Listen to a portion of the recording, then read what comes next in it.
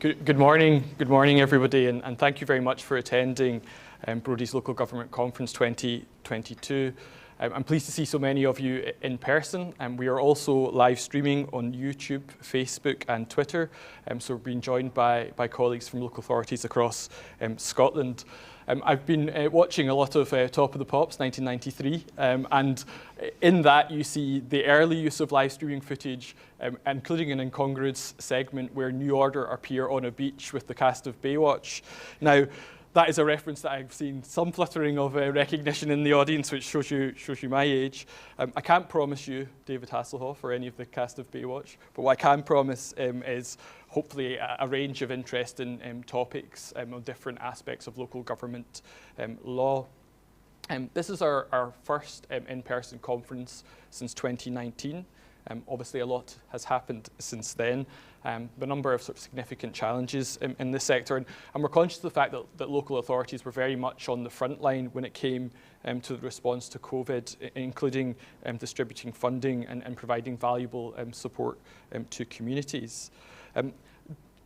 Just in terms of housekeeping, which I forgot to say at the outset, and I can see I'm being reminded to do so, there are no fire alarms planned. If the fire alarm does go off, it's not a drill, and you need to evacuate the building following the nearest fire exit. And I should also say that we will provide copies of the slides to everybody who's attended, be it in person or virtually, so you don't need to take detailed notes if you don't want to. So back to the challenges in the sector.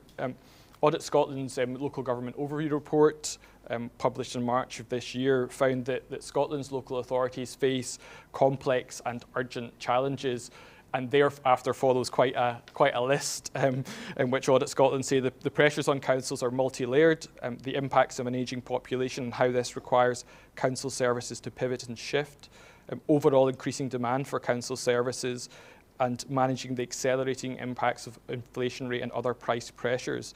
This includes interest rate increases, rises in the cost of labour and raw material for capital projects, alongside significantly mounting costs of gas and electricity. The long-term impacts of fuel and food prices on individuals will be significant. Alongside this, councils must focus on meeting the Scottish Government's challenging but important climate change targets and expanding early learning and childcare provision, as well as the potential future impacts presented to them with a new national care service. And of course, you can add to that the news this week about proposed rent freezes. So that is quite a challenging list of issues, and we are going to touch on some of those in today's session. But despite all of those challenges, we've certainly found local government to be amongst the most resilient of sectors, and in part that's due to the dedication of those of you that work for councils. So thinking about those issues, what we've tried to do is pick a varied programme with different legal issues that councils have faced in the last year or that they may face in the year to come. But what I would say is that we are always open to suggestions. About 50% of the suggestions we get are for seminars on common good. So we will do more seminars on common good if that's what you really want. But we're open to any other suggestion, be it for next year's conference or be it for our webinar programme or our separate local government academy sessions, which are sort of designed to cover some basics or niche areas of interests. So that's all I really wanted to say by way of introduction. I'll be back for a case law update in about an hour or so. So I'm going to hand over firstly to Jamie Dunne, who's going to talk about the legislative changes made by the Transport Scotland Act 2019. Thank you.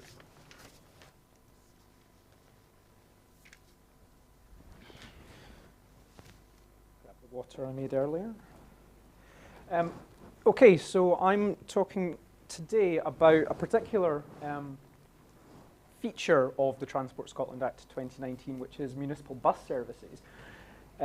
Last time I spoke at this conference 3 years ago, I also spoke on the Transport Scotland Act, which I expect is why I'm back to do so again. But last time we didn't look at this too much because it wasn't really coming down the road, as it were, as fast as some other features. But now it has come into force, and so it is something that local authorities can start thinking about and start planning for. So there's three things I'm going to talk about. The policy background very briefly to this, sort of the policies surrounding buses, the legislation itself, and then a little bit more on some of the things to think about when thinking about how to use the legislation, when to use the legislation, whether to use the legislation.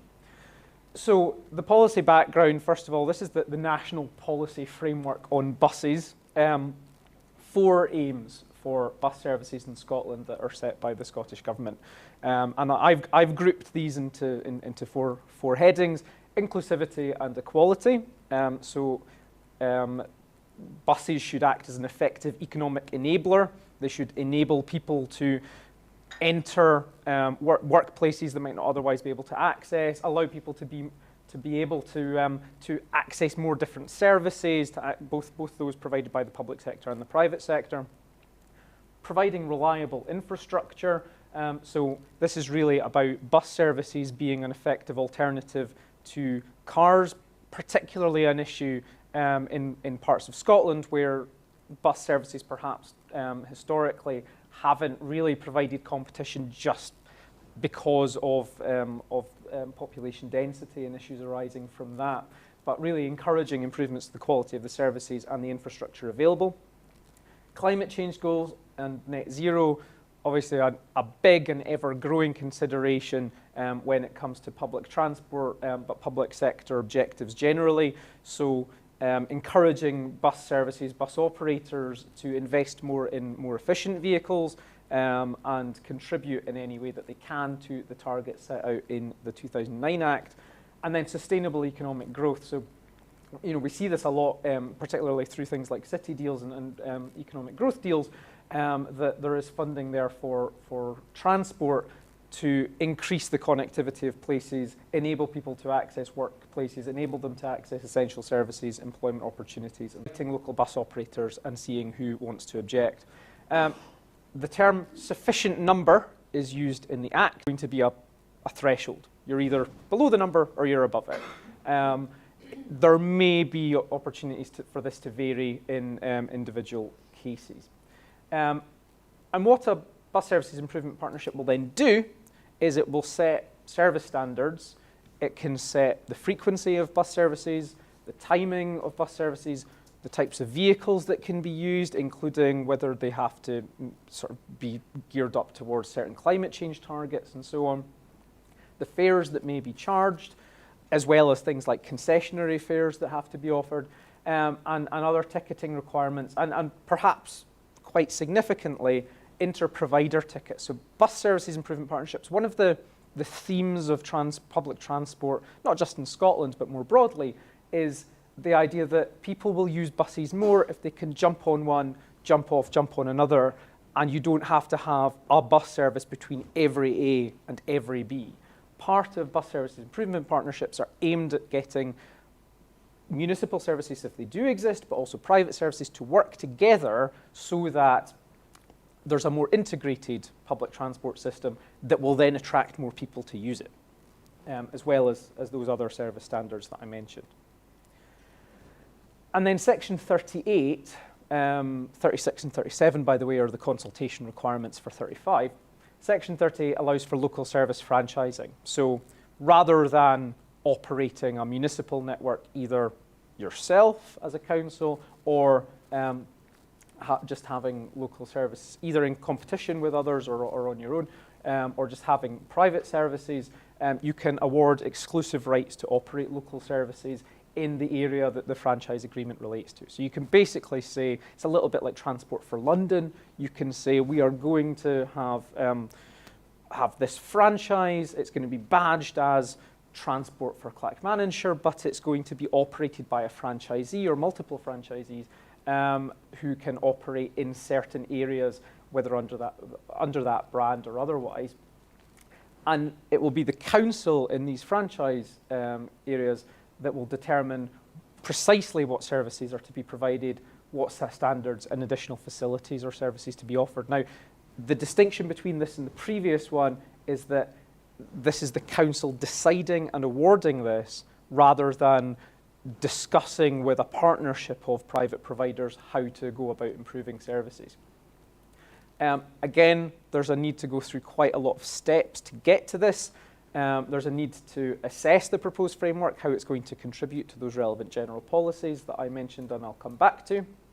You need a report, a statutory report from an auditor on the financial implications of doing this, a requirement to consult with a wide range of stakeholders, including operators of local services, and approval by a panel convened by the Traffic Commissioner, which is to say that the Traffic Commissioner is required anytime that a franchise is to be set up to convene a panel specifically to look at that franchise and to approve it. So there is quite a lot in this. It's designed to set a framework for local authorities across the country to use. The extent to which it will be used, I think, is hard to determine at this point, but it's really future-proofing for the development of this kind of service. So that's the legislation. We know what powers there are, what statutory requirements there are, and we know that there are these broadly three options: municipal services, bus service improvement partnerships in partnership with the private sector, and franchising models.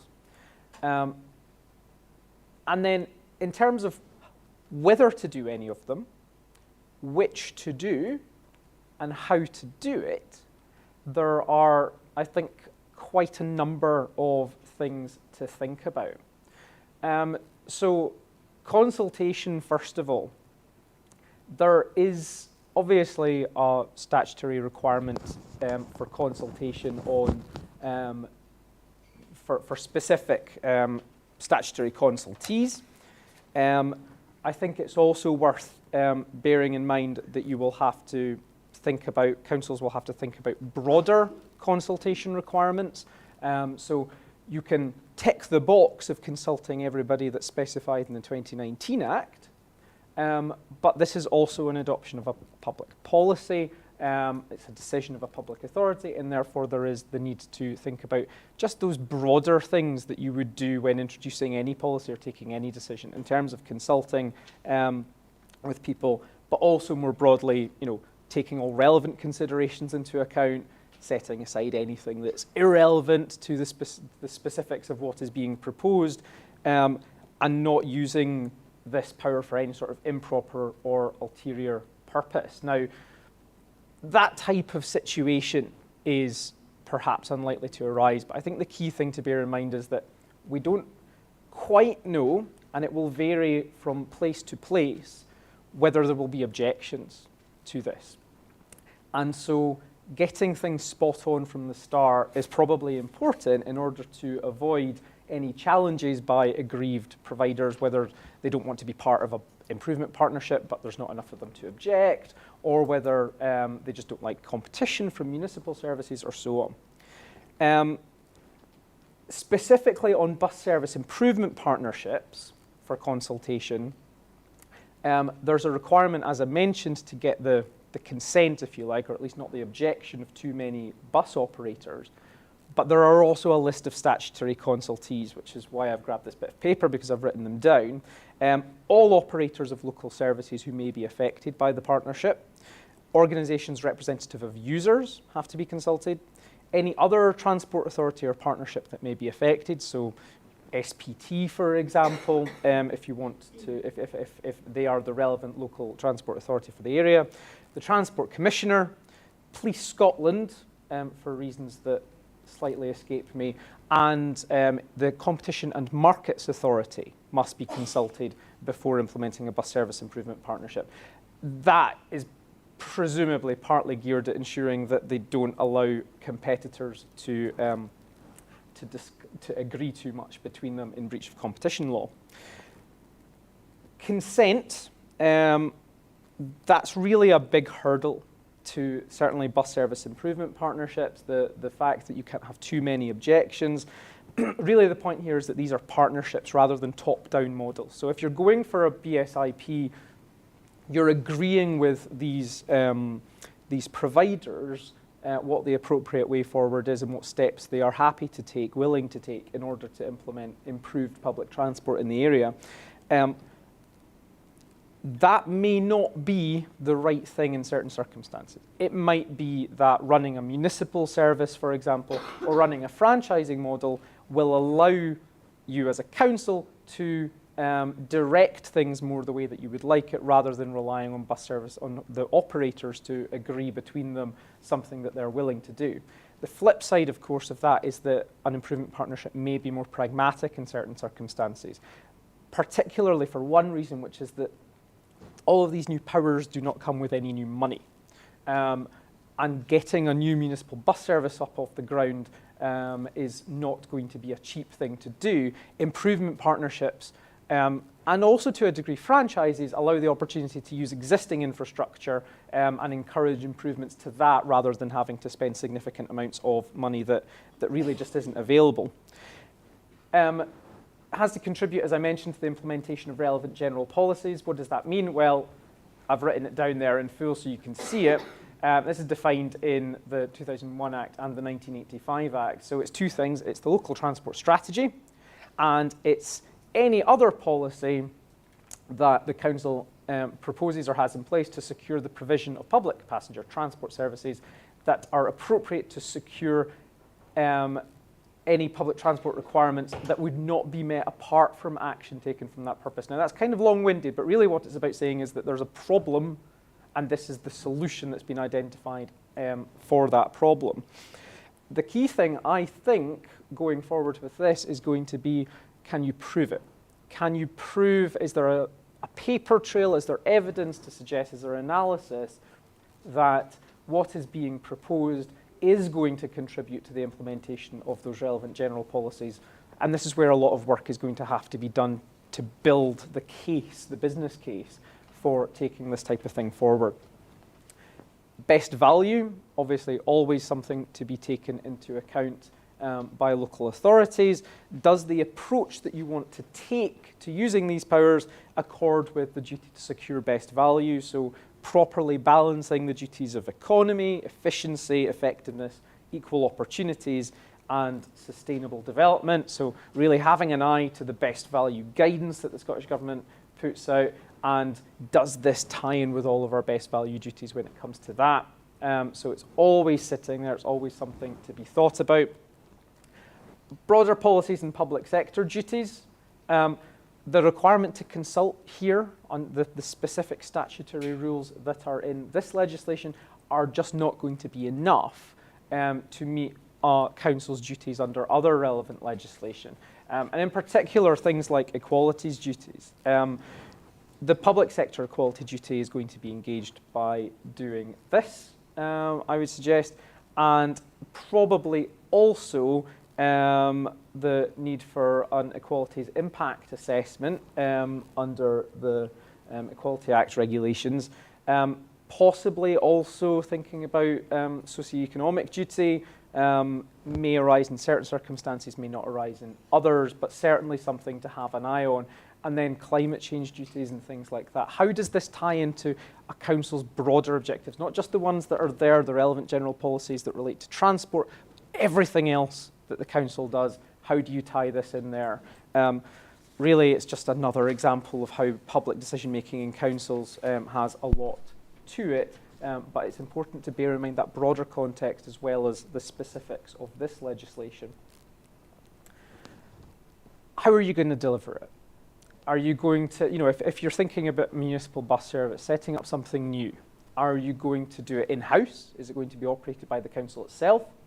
An arm's length external organisation, is an ALIO the right solution for this? In a lot of cases, it will, because municipal bus services are going to be operating to a degree commercially, they're going to be operating in many cases in competition with others, is perhaps an ALIO a more suitable model for allowing them to do that sort of commercial thought process, commercial approach to things that they will need in order to survive in the market. Or indeed a franchise model, as I say, might be the way forward, particularly if there is an existing demand for bus services that maybe just needs a little bit more of a push rather than starting something completely from scratch. Permitting, so not-for-profit services have different requirements when it comes to permits than for-profit services, so permitting rather than a full PSV operator's license. The full gamut of requirements is quite a lot to go through, and a not-for-profit service can be a much easier way to deliver it. But then you've got to ask, well, do we want to run this as a not-for-profit service, or do we want to run this as a profit-making service? And if it's a profit-making service, how does that tie in to local government trading requirements, and what are you going to do with the profit? It's really, you're looking at reinvesting that profit in local bus services or in other transport services that relate to it. What's the nature of the service that you're looking at providing? I mentioned at the start, this is quite a broad scope. There's a lot you can deliver under this legislation. The imagination of the newspapers has been caught by the idea of a Lothian buses for everywhere. But things that are more like dial-a-ride services, specifically targeted perhaps at underprivileged groups or underprivileged areas, or whether they're sort of specifically aimed at disabled people, or running between certain areas and certain council services. There's all sorts of things that you can do with these powers in terms of building municipal bus services, even if it's not going to be on the scale of a network. And that type of thing might be more appropriate to start with.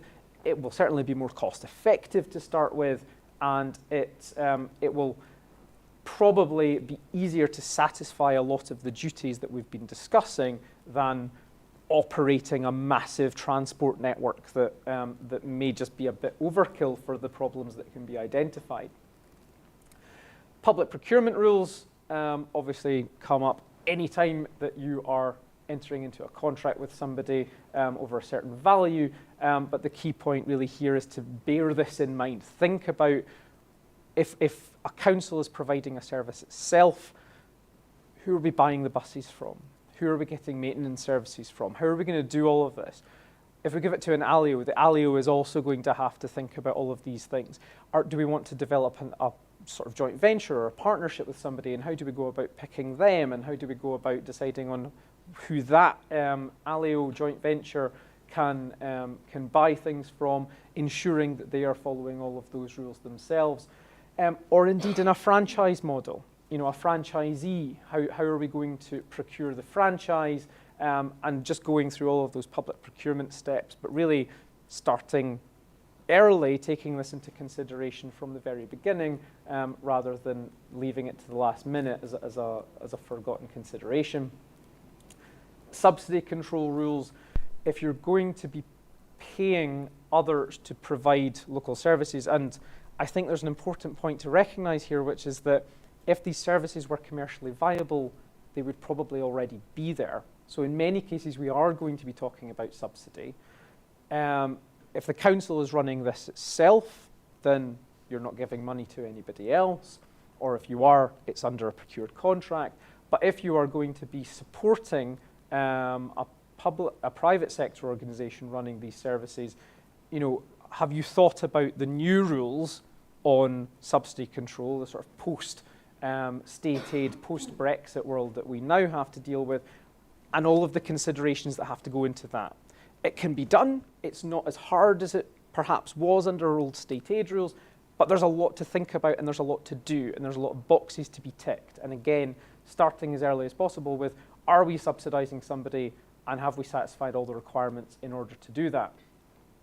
And then last one there, competition law. I've mentioned a need to consult the CMA before doing bus service improvement partnership, but more broadly, a council, particularly if it's doing this in-house, or the ALIO if it's doing it through an ALIO, is going to have to think about the competition law requirements that tie in to these services, particularly if they are doing them in partnership or conjunction in some way with private sector services. If you're offering a service on a market, then competition law is going to apply, and entering into this type of arrangement, is there any sort of dominance issue if we are setting up the only bus service in an area, and who we buy from and who feeds into that, but also how bus service improvement partnerships in particular arrange for competing providers to work together in a way that doesn't go so far that they're being anti-competitive in doing it. So another consideration to think about. And then a final one that I didn't actually put on the slide, but that, well, to say it came to me in a dream is perhaps an exaggeration. FOI is often an issue, freedom of information is often an issue that comes up when public authorities are doing things that are commercial, because the commercially minded people that are dealing with them don't sympathize naturally with the idea that commercial information should be obtainable by others under freedom of information law, but it is. And if a public sector body is providing a commercial service like a municipal bus service, then it is going to be possible for competitors, for customers, for whoever else to access information that a private sector operator would be entitled and expected to keep to themselves. So it's another thing to think about, and again, FOI is ever a thing to think about before you start writing things down.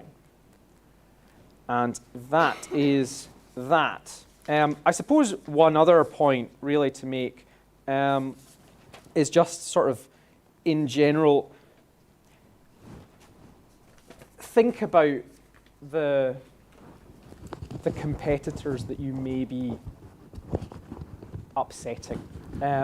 In some cases, there's not going to be anybody that's going to have a problem with this, but particularly for things like lower level services, a lot of private operators do exist, and they will want access and they will want equality with public provided services, and thinking about that from the start will probably make an objection or indeed a challenge a lot less likely. Are we taking questions just now? Anyone have a question? We've got a microphone roving if anybody does.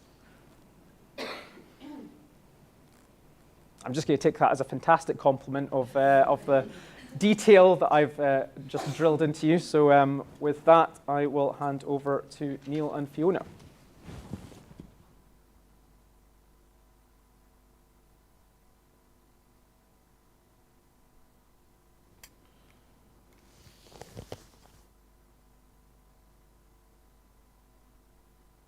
Thank you, Jamie. If any questions do arise later in the day, then obviously you know where Jamie is. You can speak to him in the breaks. And if you're joining us in the live stream, you can also email Jamie or any other member of the team with your question.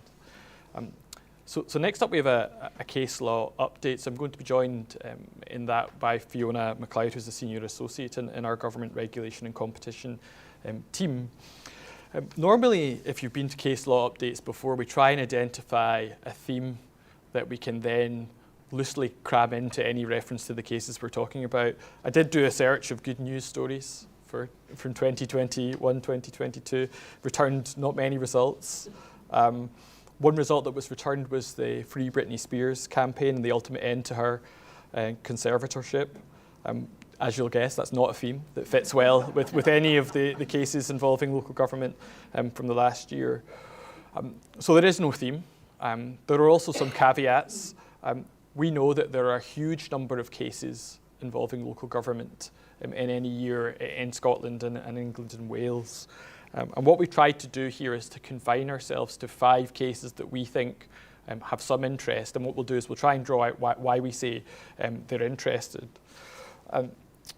You will have other cases that you think are more interesting than these ones, I've no doubt about it, and I'm happy to speak about them afterwards. But these are our 5, not our top 5 from the year, but 5 where we think there's a point to be made here. So the first up in terms of cases is Wildland Limits against Highland Council, and also actually Highlands and Islands Enterprise, who joined as an interested party. Shamelessly, this is the case in which I was involved in and appeared as a solicitor advocate, but that had no bearing on the result, I should say. So what happened here is we have the petitioner controlled land adjacent to the site of a proposed vertical spaceport for which Highland Council had granted planning permission to Highland and Island Enterprise. The boundary of this site overlapped with 5 designated sites, which included a special area of conservation, a special protection area, and 2 sites of special scientific interest. And on those sites, there was a whole range of protected bird species. So the objectors to the proposed development included the petitioner as an adjacent landowner, Scottish National Heritage, now Nature Scot, of course, who later withdrew their objections for reasons I'll come on to, and the Royal Society for the Protection of Birds in Scotland. There was a challenge made to the decision on multiple grounds. What had happened is that one of the key issues in the case was how is any operator of this spaceport going to manage visitors to the site. So clearly there's going to be a lot of interest, at least at first, in these launches. And what was proposed is that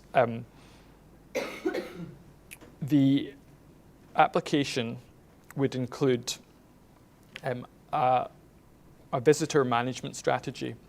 And the plan was that during launch campaigns, the visitor management strategy would set out the measures that would be needed to control the public from entering the launch exclusion site. On the back of that overarching strategy, detailed visitor management plans would be prepared as a condition of the planning permission, which would provide for any launch scenario how actually visitors would be managed on the day. In relation to the objection made by Scottish National Heritage, this was a key point for them. They were concerned about the fact that you could have visitors who would attend a launch and be all over the land, and they wanted a strategy in place.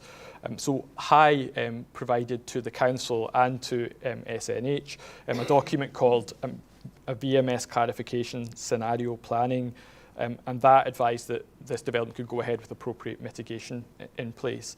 Now that was provided after all the advertising had taken place for the environmental information regulations. So you can see there where a ground of challenge is going to arise. What the petitioner said is you ought to have advertised the VMS clarifications document, because it was a document that resulted in SNH ultimately withdrawing their objection. So it was important that we were given access to it. The council dealt with it by imposing a condition in the planning permission, stating that the visitor management plan would be submitted to the planning authority in consultation with SNH, Transport Services, the council, and emergency services no later than 6 months prior to the first launch. And there was a detailed, as you would expect, report of handling that went to committee and explained all of this and how the conditions were going to operate. So the challenges included a failure to advertise that information, failures to proceed on the basis of correct facts, namely assessments in relation to the impacts on wildlife, failure to consider or secure implementation of measures designed to mitigate visitor impact, and the basic point being that not having a plan at this stage wasn't good enough. That ought to have been considered at the point at which permission was granted. It wasn't an appropriate means of using a planning condition to say we'll decide on how we'll manage the visitors later on, and that ought to have all been set out earlier on. So that was the background and what the court was faced with deciding, and the court found in favour of the council, saying that the council hadn't erred in the way that it considered the environmental impacts of the proposed visitor facilities and how the management of visitors would take place. There was, what the court said, a rational justification for not identifying the proposed location of visitor facilities and for not applying for planning permission to development at this stage. What the court said is that could be controlled at a later stage via the mechanism of the condition, because it required a plan to be set in advance. And if there was going to be any additional environmental impact of the development, that could be assessed at that point in time. And one of the points made for the council was, we don't actually know whether we're going to need visitor facilities at all here. We could have a launch and nobody could turn up, in which case we're not going to construct multiple stands that would require planning permission themselves or require environmental impact. Is just too early to say. The court went on to say that the council had not erred in failing to consider if High, as the holder of the permission, could implement the mitigation measures required by the conditions, or what the consequences of failure to do so would be. This all turned on how the condition was framed, and it was one of those scenarios where you have a kind of wide-ranging petition, but actually a lot of the discussion took place on the wording of this condition 11, and that ought to spook any planning officer who's listening in, because there was hours of argument dedicated to what exactly did this condition mean and what exactly would it do in relation to mitigation. And the reason was that the first part of that condition was described as what's called a negative obligation, which didn't actually oblige High or the council to do anything. It simply provided that development could not be operated unless this visitor management plan had been agreed 6 months before the launch date. The court went on to say, well, the second part of the condition was a positive condition that applied, but only where a visitor management plan was approved. And the reason that's important is that you can't have a condition that makes it that requires the applicant, the holder of the petition, to do something that they couldn't do or that would be unlawful to do. That's not a lawful condition. And what the court said is that it wasn't clear that the visitor management plan would be approved, but it would contain such provisions that would deal with visitor management, and the court should not proceed on the basis that it would require the council or High or any operator to do something unlawful, as they were urged to do by the petitioner. In relation to this issue of publishing additional or supplementary information under the environmental impact regulations, this is something that does come up fairly frequently for local authorities, where proposals are quite in advanced stage and you want to produce, or the applicant or the developer wants to produce more information to help the council in order that hopefully it will grant permission. So additional documentation is produced, and that there are rules around when you need to publish that and when you don't. But what the court ultimately said is that there was no error in relation to that additional information. There were actually two documents produced. There was the visitor management clarification document talked about, and there was also a document that was called the RSPB technical note. Now that was designed specifically to deal with objections from the RSPB. The court found that neither of those documents were supplementary or additional information for reasons I'll come on to. So just to emphasise what I've said, I mean, again, the court said that the failure to consider there was nothing in, rather, the failure to consider secure the implementation of mitigation measures. And this will be known to anybody that does sort of planning litigation. What the court said is assessment of the actual measures themselves proposed in the environmental impact assessment is a matter of planning judgment. So always the arguments in planning cases are about what is planning judgment and what's not planning judgment, because as soon as it becomes planning judgment, then you have a really high hurdle to get over. That you can only overturn a decision on the basis that it is irrational, so unreasonable in public law terms. So most of the time in court, you're spent trying to say something is planning judgment, and your opponent will say, no, it's not, it's a matter of law, and therefore the court can interfere. But this, as in what the measures would look like and how they would mitigate environmental impact, was a matter of judgment in this case. There was also an argument that basically the assessments in relation to the bird life were just wrong. So there was a scientific dispute about the impact that the development would have. Again, that's a matter of judgment, and the court said we're not going to get involved in being an arbiter between two competing scientific opinions. In fact, what had happened here is that the council had endorsed the assessment that had been provided to it by the applicant and their environmental experts. They had enough information in front of them to take a decision on the basis of the information available to it. It wasn't irrational, the way that they had behaved or exercised their discretion, and there was no suggestion that they'd applied any incorrect legal tests. So really it was up to the council as to how much weight it attached to the information that was before it in relation to the impact on bird species. And a similar point was made in relation to potential legal consequences in relation to the disturbance of birds under wildlife legislation. And it was clear that what the council had in fact done is consider the potential impact, but it didn't think that that should prevent the grant of planning permission because there was sufficient control in the conditions that were attached to the permission. So what I take away from that, and why am I talking to you about it? Well, planning continues to be an area where local authorities are routinely challenged.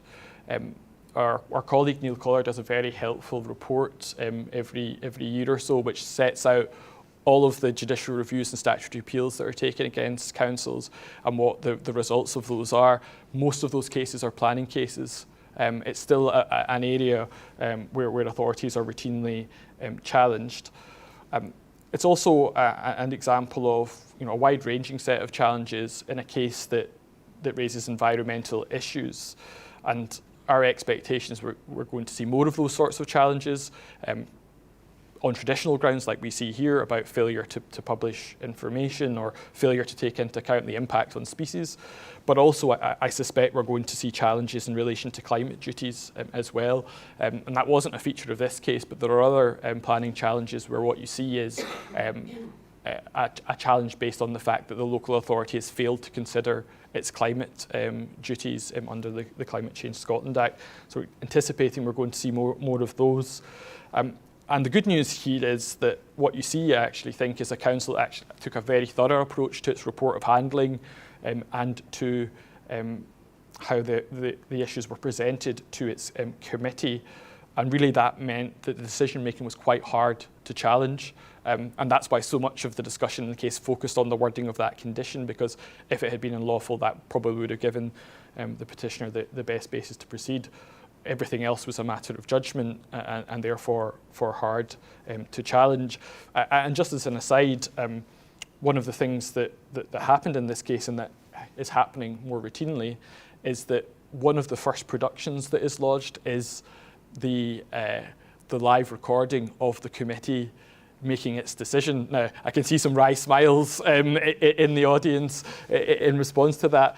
And yes, you're right to smile wryly about it, because what obviously you have to do is think very carefully about whether you do want that to be produced. But here what we had was a very effective presentation by the planning officer about the scope of this development. And what we were saying in court is we were urging the judge to watch that, because it gave such a fantastic overview of what this development was about, how the environmental impact had been assessed, the things that the committee should consider. So just bear that in mind if you are clerking or advising committees, that if it results in a legal challenge, one of the things the lawyers might want to do is to put that before the court, obviously with direction about the best bits to watch, because they can be quite long.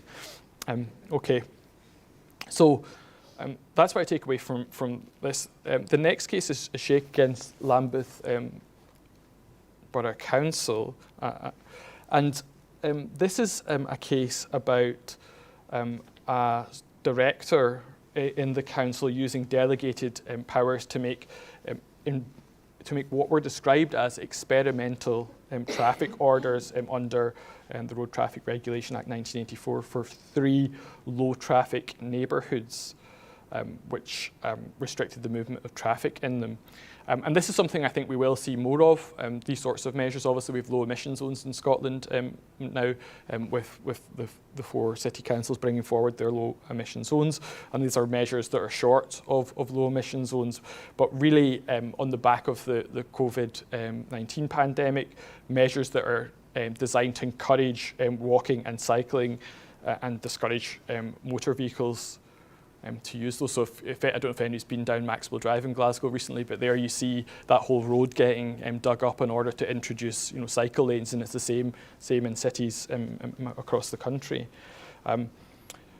The decision to make the ETO was based on a report prepared by the director's officers, so supported by his officers. The report went to the director, and they recommended that the ETOs be put in place and carried out a public consultation on the design of the scheme following installation. So here the appellant lived near the boundary of of a proposed low traffic neighbourhood, and said that she heavily relied on her car due to disability and limited mobility. She claimed that she and others dependent on car travel had suffered disproportionately from the measures because displaced traffic caused congestion and longer times in the roads outside. This is a Court of Appeal decision. There was an earlier decision, and there is a very helpful Brodies blog, I should say, plug on the decision at first instance, but this went to the Court of Appeal in England, and there is another case, SM a Child Hackney against Hackney London Borough Council, which also is about challenges to these ETOs. And what the judge said at first instance is, because this is an argument about an alleged breach of the public sector equality duty, the judge at first instance said that it's okay to sometimes carry out assessment of equalities on what the judge described as a rolling basis. So you wouldn't necessarily have to do a complete equality impact assessment at the first point the decision's taken, and it would be competent to review that position and review the equalities issues at a later stage. But that's highly fact specific and obviously, as we'll come to see, limited to certain sets of circumstances. So, challenge on the breach of the public sector equality duty, again, something we see all the time in decision-making of local authority, and something Jamie mentioned in relation to transport. So just a reminder, obviously the public sector equality duty requires local authorities to have due regard to certain things, like equality of opportunity, fostering good relations, avoiding discrimination, and how intensely regard is to be had to those factors depends on the circumstances and the relevant decision-making process. And what the court went on to say is that will vary according to numerous factors. So a decision which comes at an early stage is less likely to demand intense scrutiny than one which is final or permanent, particularly if the decision was experimental and thus conducive to a more thorough equality impact assessment later in the process. So what we have here, of course, are orders that are described as experimental in their very name. There is a case Bracking which sets out all of the kind of key principles to follow when you're looking at the public sector equality duty, and contains things like you have to discharge the duty at the time you're taking your decision. You can't retrospectively carry out assessment and all of those sorts of things. And what the Courts of Appeal said that Bracking is not to be read as a statute. The guidance it supplied was useful, but would apply differently in different circumstances. And I think that's quite helpful, because often if you're on the receiving end of a public sector equality duty challenge, an appellant or petitioner will point to Bracking and say, here's a list of things you should have done. You've not done 2, 3, and 4, therefore our challenge succeeds. And it's encouraging, I think, to see the court applying a pragmatic and flexible approach to the public sector equality duty. In this case, the main factors that pointed in favour of there being no breach was that the ETOs here were experimental in their title, and what they were intended to be was really a good faith trial run to genuinely test the proposed measures that were due to be implemented, and they were for a limited duration. And part of the reason that they were put in place so quickly was the urgency expressed by the Transport Secretary in statutory guidance, and that guidance was basically saying, in response to the pandemic, we need to encourage people to do things other than use public transport. We want you, local authorities, to start implementing measures that will encourage people to walk or cycle or get to work in different ways.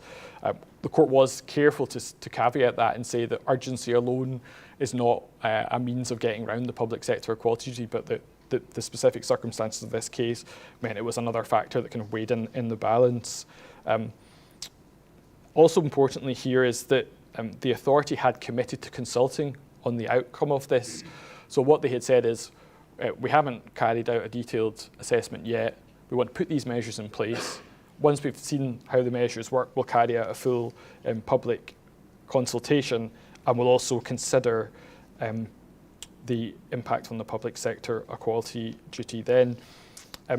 They also said that Section 149 in the PSD had been clearly taken into account in the report, which actually set out the relevant statutory provisions and directed the director to what he was to do. And this is a constant bugbear of ours, and no doubt for some of you advising committees, is that there is this tension between putting in all of the law that decision makers and councils need to consider, which would make some reports unwieldy if you were to list every single statutory provision that applied, but making sure that you're alive to the fact that actually mentioning the public sector equality duty just makes it very easy to persuade a court that you have considered it, because it says in the document that you have, and it shouldn't be that superficial, but I'm afraid sometimes it is. So if you're taking these sorts of strategic decisions, do be alive to that. And if there are, of all the legal duties, I think this one and the climate change duty that's emerging are ones you should be looking to mention in reports to committee and decision makers. There was also an issue in this case about the extent to which the director could just adopt the recommendation of the officers. And this comes up quite a lot as well, because the duty falls on the decision maker. It's a non-delegable duty, so they can't say to their officers, well, you've considered it, that's fine. And we are starting to see grounds of challenge emerge, which are all to do with, well, how much information was in the report that went to the decision maker and whether it was right for them just to adopt it. And in a different context, you may have seen in the news the recent challenge by Friends of the Earth in relation to the UK government's climate change policy, where that challenge succeeded on the basis that the report just didn't contain enough information for the relevant UK minister to make a decision. And there's all these arguments about whether the minister's has the same mind as his officers in that case. But again, what I take away from this case is the need to ensure that reports are framed and clear, and somebody reading them will know what the council has made of the equalities issues and other related issues. So my kind of key takeaways from this decision are challenges to decision making, and in particular for a failure to comply with the public sector equality duty continue. Interestingly here you see the tension between trying to do something good for the environment by encouraging people to walk and cycle, but also that having an impact on people with protected characteristics, so making sure that you balance those two competing obligations, and we're likely to see more of that as decisions are made by local authorities with the move to net zero in mind. Very helpful guidance from the court here about how to flexibly apply the public sector equality duty, and I said a moment ago, I think there's pragmatism and realism about this decision, which again I think will help, particularly for those that say bracking just needs to be followed as a checklist, which it doesn't. So those are the kind of key themes I take away, and I suspect if I'm doing this case law update again next year, I'll be talking about another case involving the public sector equality duty. So I'm now going to hand over to Fiona, who's going to run through 3 more cases.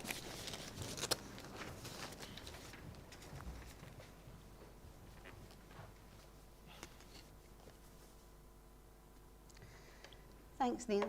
Ooh, I'm getting some feedback. I'm conscious that I'm coughing. So I just wanted to reassure everybody that I did test this morning and I don't have COVID. I don't want the first in-person conference, local government conference back at Brodies to be something that everybody regrets coming to, because it's lovely to see you all here today.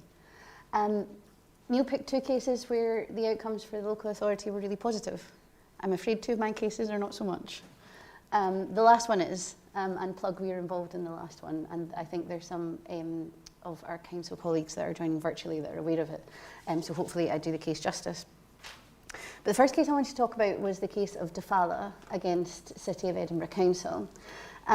This is a relatively recent case, and the facts for this case were that the respondent, Mr. Defala, he lived with his family, and that included 4 children under the age of 16, and he had various medical conditions.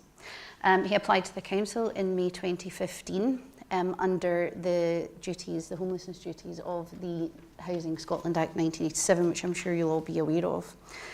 Council provided temporary accommodation, and then carried out investigations under the 1987 Act and provided temporary accommodation to the family at that time. In 2016, the council determined that Mr De Falla and his family were indeed homeless and became subject to the Section 31 duty under the 1987 Act. And the Section 31 duty, as those of you that work in this particular sector, is a duty to provide permanent accommodation to the applicant. So they did so, and they offered 2 different offers of accommodation to Mr De Falla and his family. The offers of accommodation were refused, and they were refused on the basis that they weren't suitable. And as a result of 2 separate offers of accommodation being refused by Mr De Falla, it was held by the council that they had discharged their duties under the 1987 Act. And so that was their involvement in relation to this done, other than the fact that Mr De Falla and his family were remaining within the temporary accommodation. So, as a result of them remaining within the temporary accommodation and refusing to move, in 2019, the council obtained an order for recovery of possession of the temporary accommodation. At that time, the council once again made another offer of permanent accommodation to Mr De Falla and his family. That 3rd offer of accommodation was also refused. And as a result of that, on the 16th of January 2020, Mr De Falla and his family were evicted from the temporary accommodation. So that was that. However, in March 2020, Mr De Falla, by way of his solicitors that he then instructed at that time, made a further application for homelessness in terms of the duties under the 1987 Act. And the reason for making this further application was on the basis that him and his family were vulnerable as a result of the coronavirus, and in particular that Mr De Falla suffered from type 2 diabetes and osteoarthritis, and as a result the council they sought the council to reassess a new homeless application and provide what Mr De Falla would conclude was appropriate permanent accommodation. The council refused to accept the application, and the reason for that was that they were of the view that the contents of the application, the second application lodged by Mr De Falla, was not relevant to his homelessness status. Excuse me. And that being previously discharging his homelessness duties on the basis that Mr De Falla refused 3 offers of permanent accommodation, he would not be reassessed as there was not a material change in the household circumstances. So what happened? Well, Mr De Falla sought to raise a petition for judicial review in behalf of the council's decision.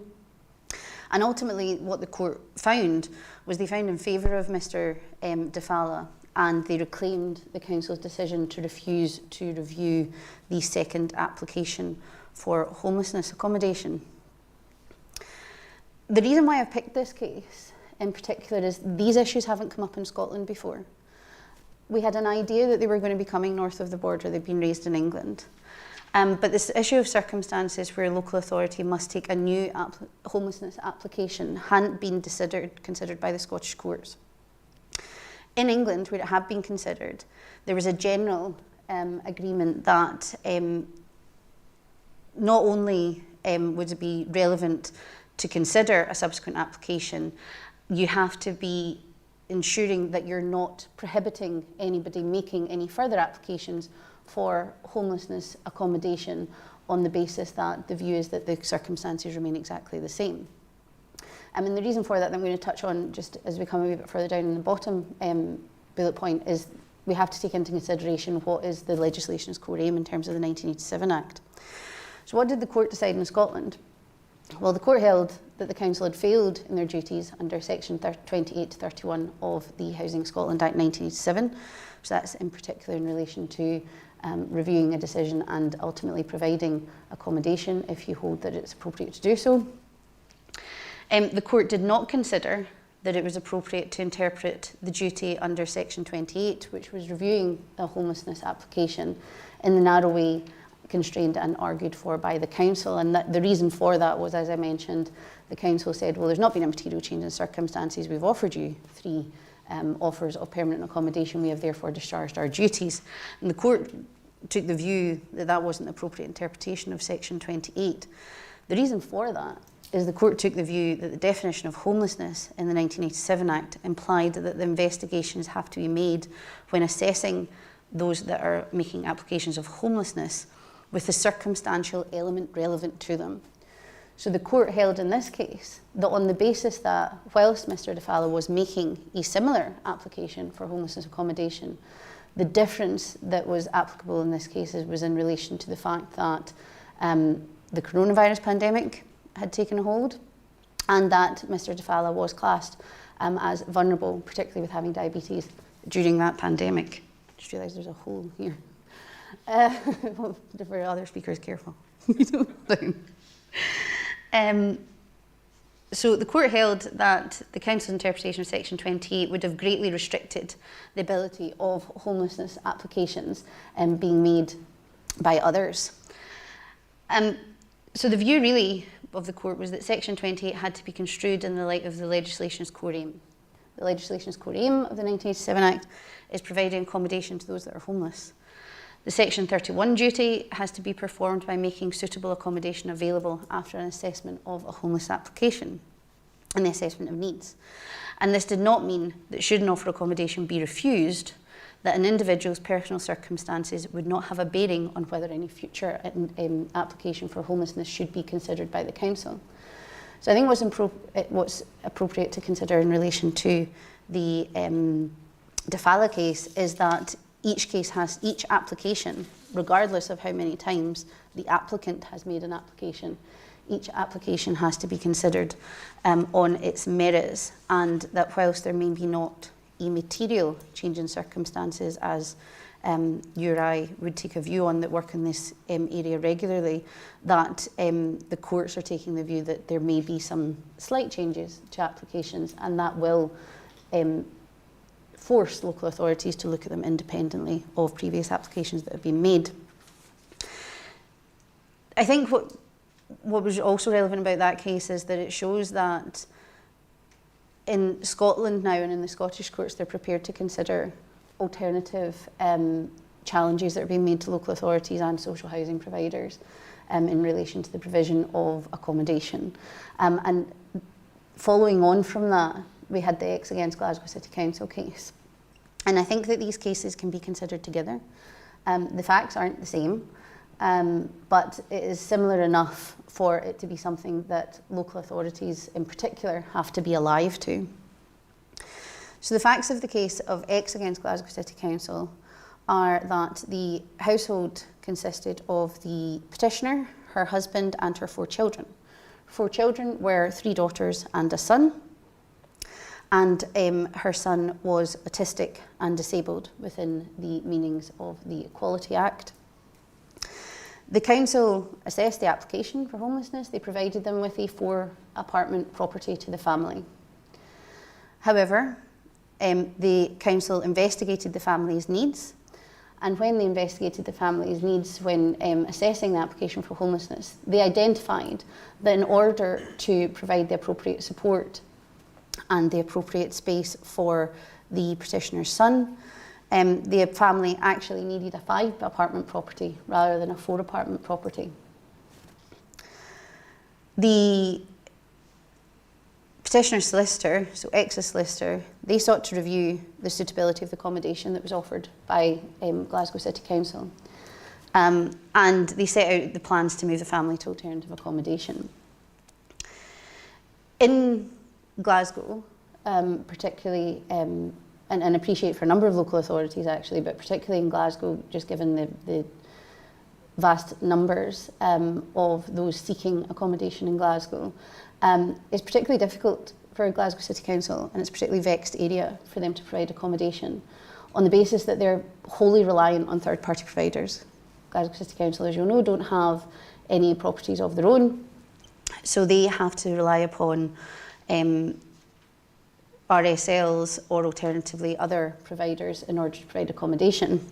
And what the council took the view and advised the petitioner's solicitor was that we recognise you need a 5-apartment property.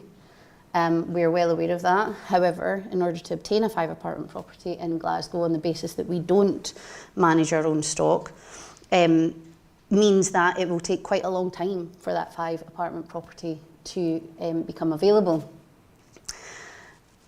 The petitioner wasn't happy with this response from Glasgow City Council and petitioned for judicial review of the council's decision to provide her family with a 4-apartment property as temporary homeless accommodation.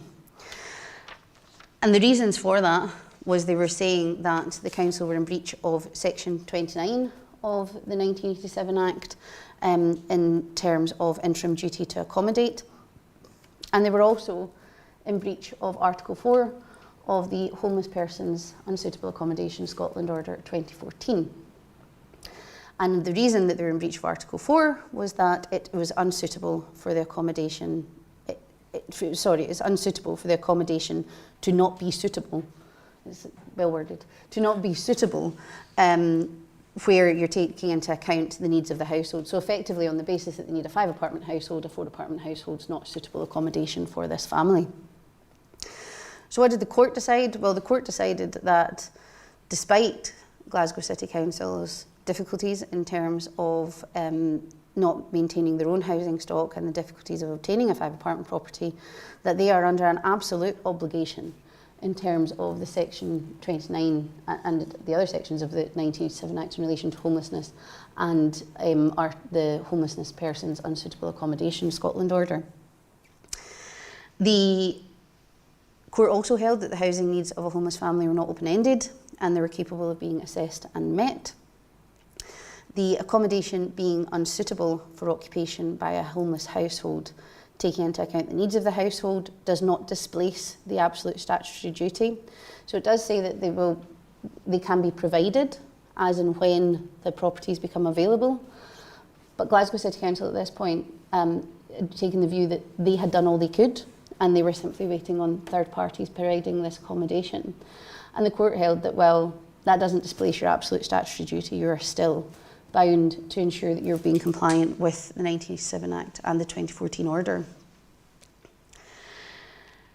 There was nothing within the 1987 Act which disapplied those obligations, and as I mentioned, Section 29 is a duty to secure the accommodation for the homelessness application.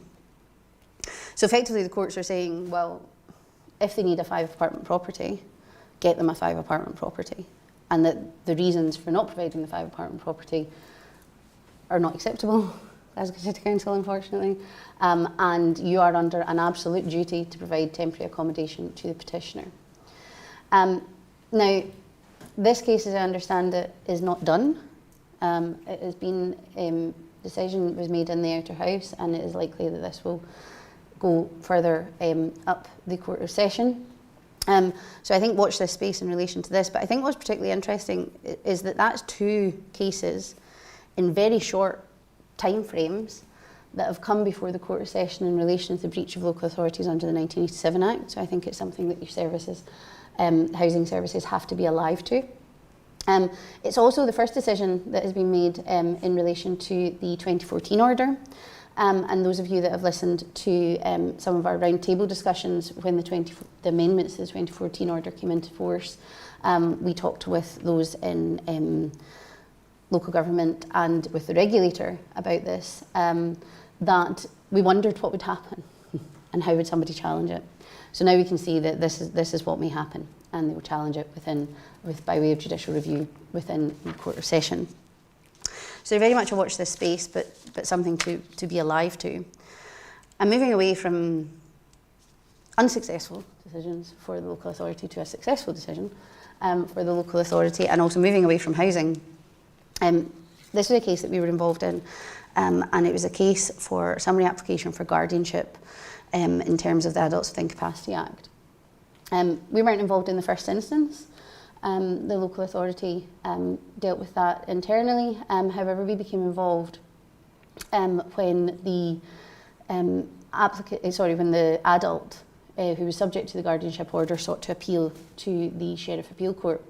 But the facts of this case are that the adult opposed a guardianship order on the basis that she did not have a mental disorder.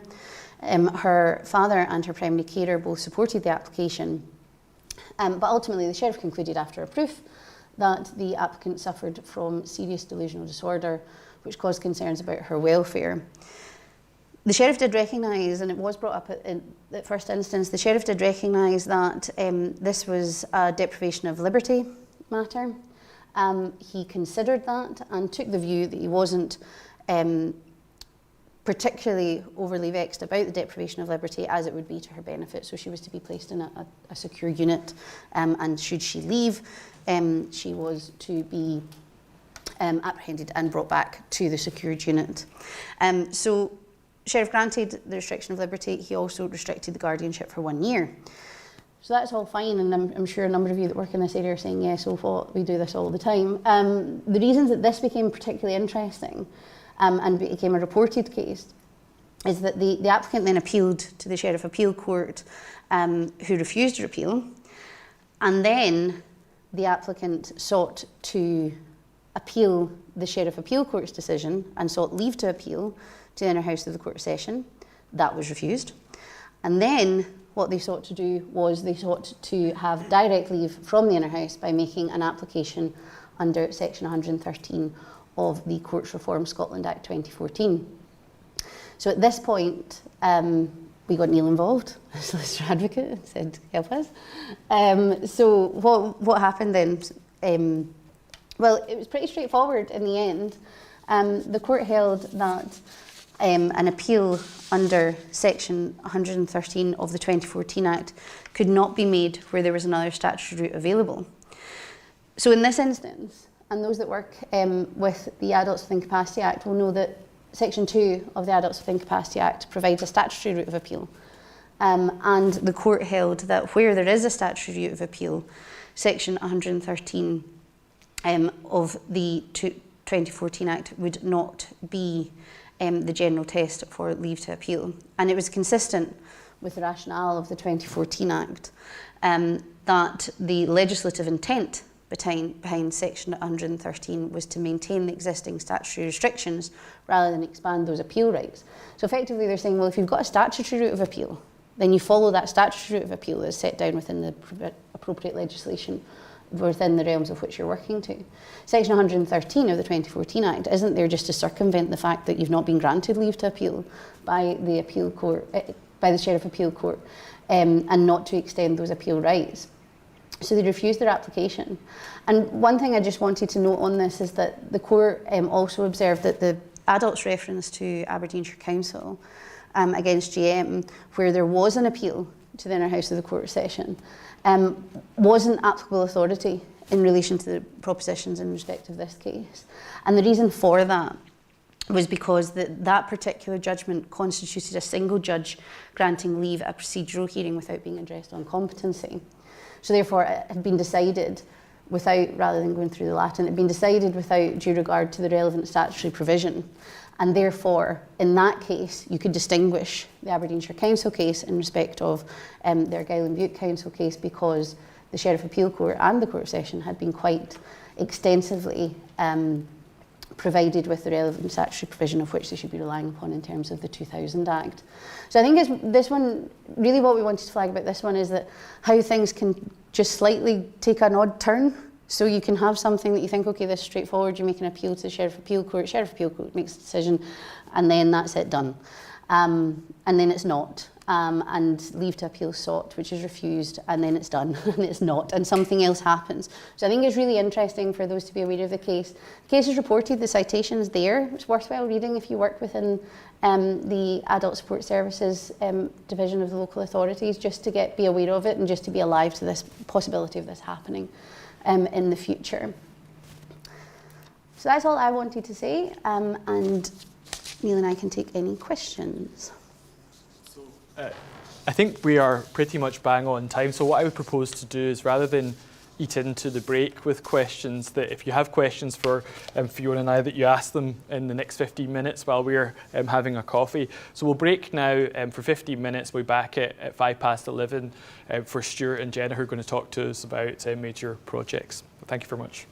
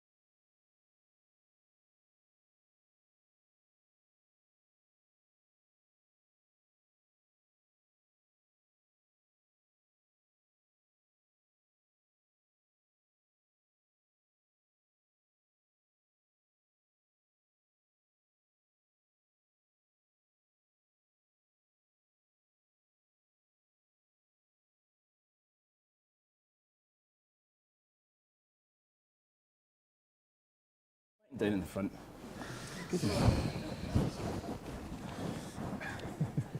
So hello, I'm Stuart Murray. I'm a partner in the infrastructure projects team here at Brodies. I'm going to be speaking to you not about law, so sorry about that. And Jenna's going to speak to you about really interesting things that's happening in affordable housing delivery. So Neil neglected to introduce anybody beforehand, so I'm introducing myself, if you haven't seen me before. When I speak to this group, I quite often use the phrase perfect storm, and I'm going to do it again today, so sorry about that again. We seem to have this discussion quite a lot about lots of things that are going on in the construction market and commercial contracts that create a perfect storm, and we're in another one, so that's good. Jen and I were thinking about what to talk to you about today, and we thought we would bring together some themes, and the main theme that we're talking about is energy, and that's on everybody's mind at the moment, and particularly our new Prime Minister's today. I don't know if she's made any announcements yet, but she might do soon. So I'm going to talk to you a bit about some big issues in major public sector projects. Really, they're big issues in lots of projects at the moment, not necessarily public sector. And Jen will take us through some housing strategy and delivery after that, which will be much more interesting, and I'll be quite brief. So, price fluctuations. I think if you've heard Brodies talk about anything in the construction sector over the last 3 years, possibly, we're talking a lot about price fluctuations, and that's because it's a significant problem in the construction sector. It doesn't really matter what type of standard form contract you're working with at the moment, price fluctuations are causing problems. One of them is significant price increases, and that's a big problem in public sector contracts because public sector contracts tend to take a little bit of time to get to the point where people are putting signatures on paper or signing things by DocuSign. And that extended time is creating inflating prices. And the lead-in times for materials coming from other parts of the world is also increasing prices, and it's all upward price pressure at the moment. It's all materials and it's all labour. So anything that you're doing at the moment where you're entering into commercial contracts that has material or labour, you're finding that your prices are going up, and they're not going to go any other way than up. So we need to have that at the forefront of our mind when we're thinking about commercial contracting, and in particular in major projects, because small price fluctuations have very, very large impacts on these projects. There's the words, look, it's on the slide, it's a perfect storm. We're still talking about COVID, although I'm not really sure COVID is particularly on point just as much as it has been. It's still there. We're still seeing it in contracts. I'm still drafting for what happens if there's a lockdown coming. Although I'm telling people I'm not sure that that'll happen, people are still asking to see it. Local authorities are still asking to see what protections are in contracts to stop COVID-19 preventing construction continuing. Contractors are still asking for protection in case lockdown comes, what happens next. We talked to a lot of you during COVID-19 about what happened at that time, and now we're contracting to try and think about what might happen next, but it's all adding into the perfect storm. Brexit is all of the usual shortages and delay issues that we can think of, and there's a number of other things, and Ukraine causing massive problems.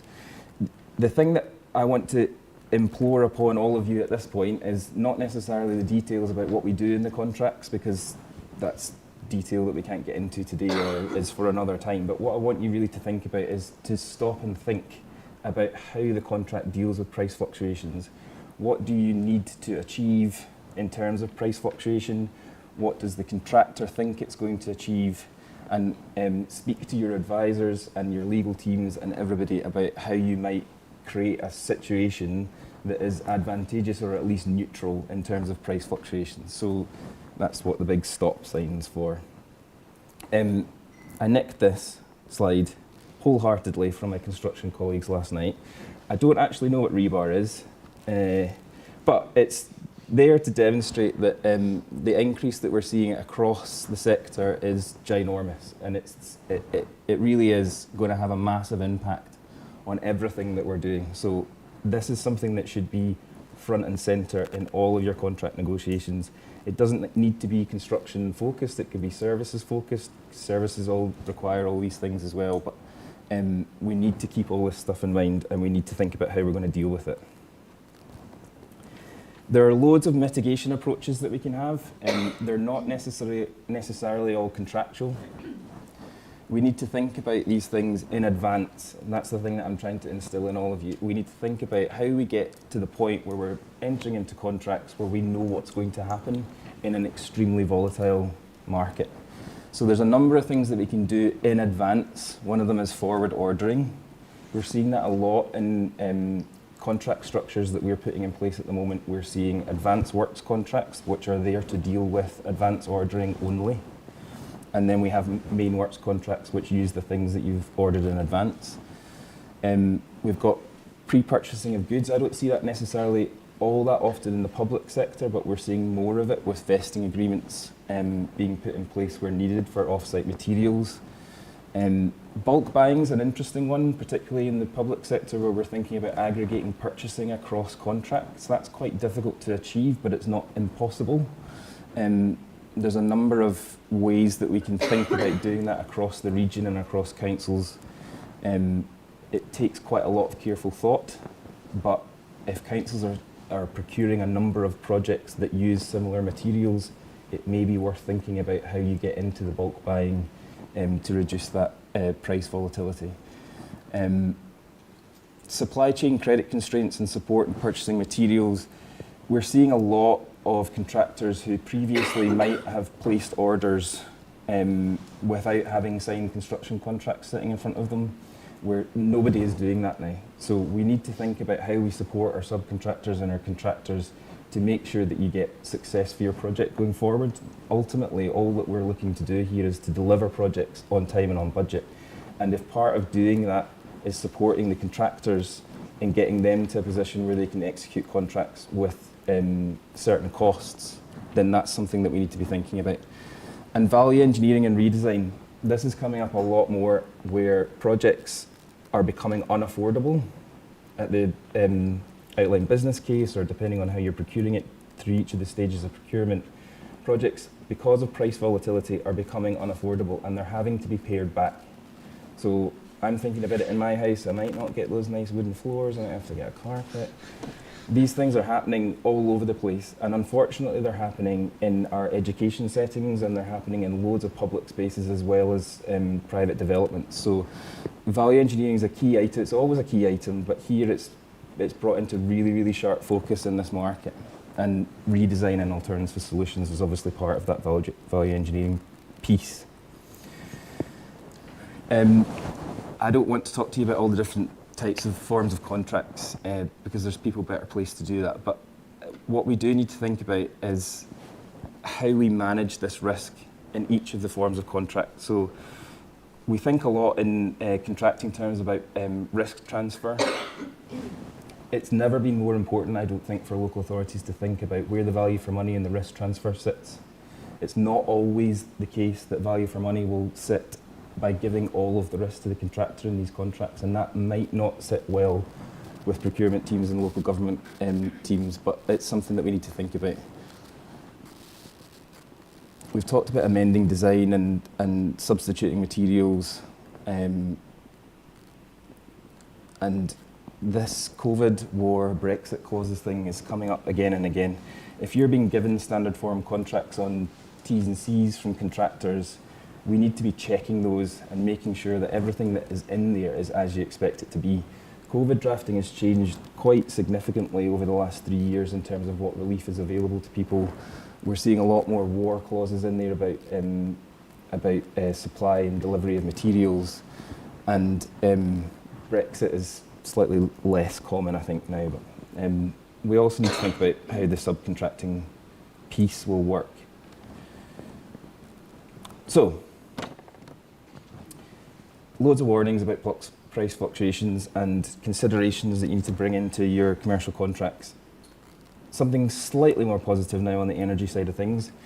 I've called this contracting for net zero. Originally I was going to talk to you a little bit about FM as well, but I thought we would focus in on Passive House because I'm seeing a lot of people talking about Passive House at the moment, and I'm seeing a lot of local authorities considering it for their projects.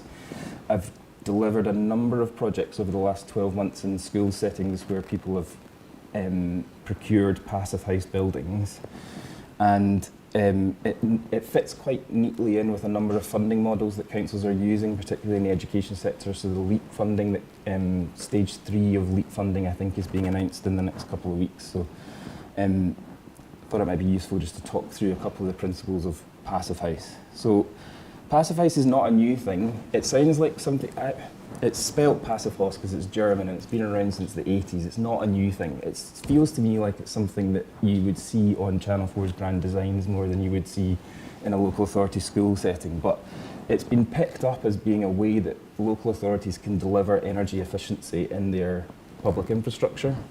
And it's being tested throughout the market. So across the country at the moment, we've now got a number of firsts being delivered through the Hub programme on primary school, nursery school and high schools. The first high school will be delivered, I think, in 2023 on a passive house basis. And that is a massive, massive project to try and deliver on passive house principles. So what is passive house? It's an energy first approach. It allows buildings to meet carbon targets. It starts at the design phase, it goes all the way through construction, and then it's certified as being passive house certified. And there's an institute in Germany which gives you a certificate to say that your building is wonderfully passive house compliant. The big focus for passive house is on design. It's not actually on construction. So as you go through the process, you'll see that there's a number of key stages that passive house consultants, there's a whole range, there's a whole market building up with passive house consultants who will come and talk to you about how you get your buildings to be passive house compliant. And what they do is check that it's been designed to passive house standards, and then throughout the construction process they will check that what you've done is what you designed. They don't actually carry out tests on the thermal efficiency of the building, and that's something to bear in mind if we're thinking about how we're going to contract for passive house buildings. So I've put up on the slide here, constructed, ventilated and insulated to replace heating with retained heat. You can see why this is immediately attractive to everybody in the public sector, because if you've got a building that you do not need to heat and pay to heat, but you retain the heat from the people that are in it, questionable where that heat's coming from, but if you've got a building that you do not need to pay to heat, then that is sounding particularly wonderful at this point in time. So let's think about how we do that. There's a couple of things up on the slide there about construction methods. Triple glazed windows. These things are basically hermetically sealed. They don't let any air out that you don't want to get out, and they only let air in that you want to get in. They're all designed to 20% or more as standard. There's mechanical ventilation, which allows you to control the air that comes in and out, and there's high levels of thermal insulation. So it doesn't sound particularly complex, and it's actually not particularly complex. It is a bit more expensive to build, but it is a bit cheaper to run. So there are benefits. And as I've mentioned already, certification is right up there in the important world of passive house. This comes from Passive Houses Institute. They say this is what it looks like. So it's not a weird building, is the point I'm trying to make here. It's a building like any other building. It just happens to have triple glazed windows in it. Triple glazed windows have the advantage of being room temperature to touch and not cold to touch, so you feel the benefits of them immediately. They talk a lot about this thermal bridging, so that the design of the building has to be sufficient to avoid heat escaping through bridges within the structure of it. And in essence, it's extremely good ventilation with a control process that allows you to decide what heat comes in and out. Those are the 5 basic principles. This is what one of them looks like. So that was the first, I believe that's the first nursery school in the country that was delivered as a Pathfinder. We acted for Hub South East on this, and it was delivered by West Lothian Council. So they're just buildings. They look like every other building. But when you go inside, they're nice and warm, and they stay warm. Or cool, depending on how hot your kids are, I guess, temperature-wise. So the big thing that we've come across in passive house in terms of contracting for passive house is how we see the benefit of it as a local authority. How do you get the benefit of passive house out of your contractor? You need to know that it is passive house compliant, and so you will have an approved certifier who certifies the design of the building as being, if you build this, it will be Passive House compliant. And then they go through this whole completion certification process, which it literally requires you to provide, or the contractor to provide to the certifier, invoices showing that they've bought the triple glazed windows, and then evidence from their construction records that they have installed the triple glazed windows. They don't then go and test that the triple glazed windows work. They test that if you put the things in that you've designed, they will be compliant. It's an extremely information heavy process, so you need to make sure that your contractors are set up to deal with that level of information flow. And what you end up getting as a local authority is a certificate that says your building is Passive House certified. That's it. There's no lasting testing that we've been able to provide for local authorities, because it is user heavy in terms of how the building performs. And that's a difficulty. It's difficult to get contractors to tell you that your building will continue to perform after they've handed it over to you, because you're then in control of it. So that turnkey design process with Passive House means that what you get as an authority is a certificate that says if you manage the building correctly, it will be thermally efficient. You're not going to get any post-completion occupation certification happening, or completion tests. The completion tests will be there, but they will not be based on whether or not your building is Passive House compliant. The certification pack happens quite a long time after building completion, so after turnkey. It takes a while for Passive House to get their heads together and decide whether or not the design's compliant. And so you can't have the certificate being a prerequisite for actual completion on your construction project. So what we've done in the past is link that to retention. So we've just said to the contractor, you can have a bit of your retention and then you get the rest of it as soon as we get the certificate. That goes down in different ways and shapes with different contractors. I've talked a bit about the information that's needed and tests for completion. So I think that kind of covers everything I wanted to talk about in terms of what councils can do in a positive way for new buildings in the world of extreme focus on energy use. That's an option. I wanted to touch on this very briefly today, because I think it might be in some of your minds, and if it's not, it possibly should be. The cost of running your buildings over the next 12 months, regardless of what our new Prime Minister says today, is going to go up. And a lot of your buildings, particularly in an education setting, you will all have some form of PPP project. It may be a single school, or it may be a group of schools, and you might need to start thinking about what liabilities you have under that contract to pay for energy use, particularly in the older style contracts, because in the older style contracts there's a lot more emphasis on your FM services providers managing the buildings on your behalf and you paying for the energy. So I would quite like this to float up to the top of your agendas, if at all possible, and talking to your officers who are responsible for it.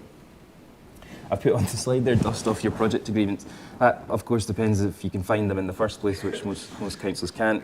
The way that these things are set up on PPP projects, for schools projects, you will pay a monthly service charge for the services provided to the school.